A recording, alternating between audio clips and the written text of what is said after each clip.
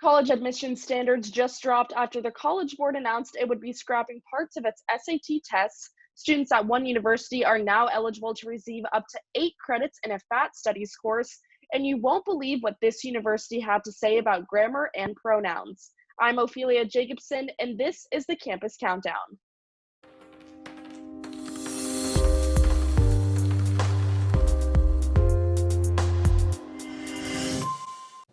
The College Board just announced that it will be scrapping the SAT optional essay as well as its SAT subject tests. According to the official statement on their website, the cancellation was intended to reduce the demand on students, stating that there are, quote, other ways for students to demonstrate their mastery of essay writing. And it's also important to point out that this decision comes as many American universities are electing to require fewer standardized tests during their admissions process. Look, I think we can all agree that standardized tests don't prove everything, but there is a level of mastery and of knowledge that comes with taking these tests, and it shows the work ethic that these students will need to have in college. We also have to talk about the argument of fairness. I mean, think of the hundreds of thousands of students who paid money to take those tests and who studied hard to get good grades to get into their dream schools. And now incoming freshmen, they won't be held to the same standards. And I mean, this isn't the first time the College Board has made headlines recently. Back in 2020, during the COVID-19 pandemic, the College Board faced serious criticism for its botched rollout of their AP and SAT exams. Moving on to our second top story of the week, students at the University of New Hampshire can now earn up to 8 credits for taking a FAT studies course. The university is offering an introductory course titled Weight Matters this semester, and to no surprise, the class is part of the, yep, you guessed it, Women's and Gender Studies Department. The class will be taught by Joelle Ryan, who has previously taught courses called Sex Workers' Rights, Trans/Forming Gender, and Survey/Queer Cinema. And I mean, this university is really known for its embrace of FAT studies. A group called People Opposing Weightism, or POW, formed in 2013 under the university's Women's Studies Department. The group sought to address, quote, weight bias, fat phobia, and body policing.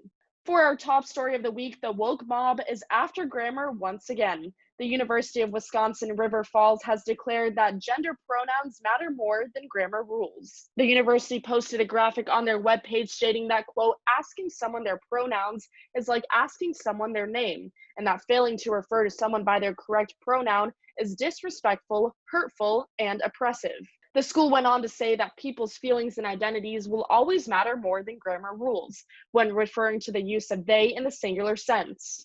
I remember a time when students were learning that they is used to refer to a group of 2 or more people, and now these institutions are saying that the word they can be used in the singular sense. The fact is, they is plural. It always has been, and it always should be. But what these institutions are demonstrating is that they think that feelings matter more than facts. But at the end of the day, facts don't care about your feelings. And never mind the whole they debate, the pronouns he and she have gotten their own fair share of criticism as well. Apparently now people can refer to themselves as e, I, per, sie, they, and z. I don't even know if I'm saying those right. But instead of using the regular he and she pronouns, this has somehow gotten to be the new normal. Unfortunately, this isn't the first time a college has come out with these crazy pronouns. The Leadership Institute's campus reform has reported on Georgia State, UC Davis, Kennesaw State. They all promoted these outrageous pronouns as well.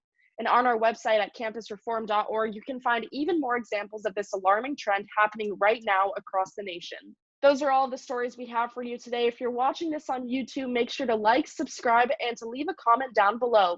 And make sure to follow us on social media at Campus Reform on Facebook, Instagram, and Twitter. I'm Ophelie Jacobson. Thanks so much for tuning in for this episode, and we'll see you next week with another edition of the Campus Countdown.